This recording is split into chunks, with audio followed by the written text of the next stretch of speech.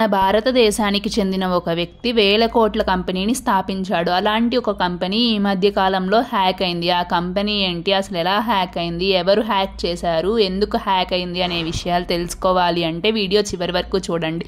ఆయన ఎవరో కాదు, డాక్టర్ ఎంజీ ముక్త్ అనే ఆయన 1963లో ఎంజిఎం కంపెనీని స్థాపించారు. అలాంటి కంపెనీ ఒక హ్యాకర్ టీం వల్ల హ్యాక్ అయ్యింది. వాళ్ళు వాయిస్ ఫిషింగ్ అనే టెక్నిక్ని యూజ్ చేసి వీళ్ళ సిస్టమ్స్ని యాక్సెస్ చేసి వీళ్ళ సిస్టమ్స్లో ర్యాన్సమ్వేర్ అనే సాఫ్ట్వేర్ని ఎక్కించారు. ఇది చాలా డేంజరస్ సాఫ్ట్వేర్. దీన్ని ఎక్కించడం వల్ల మన డేటా మొత్తం వాళ్ళకి వెళ్ళిపోతుంది. వాళ్ళ దగ్గర మన డేటా ఉంటుంది, మన దగ్గర మన డేటా ఉంటుంది. కానీ మన దగ్గర ఎన్క్రిప్టెడ్ ఫార్మాట్లో ఉంటుంది, వాళ్ళ దగ్గర డిక్రిప్టెడ్ ఫార్మాట్లో ఉంటుంది.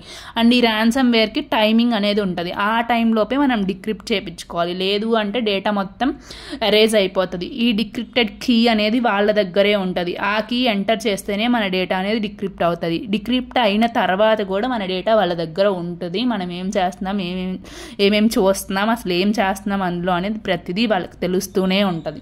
దీన్ని ఎలా డిటెక్ట్ చేయాలి, దీనికి సేఫ్ మెజర్స్ ఎలా తీసుకోవాలి అని తెలుసుకోవాలంటే నెక్స్ట్ వీడియోలో చెప్తాను, చూసేయండి.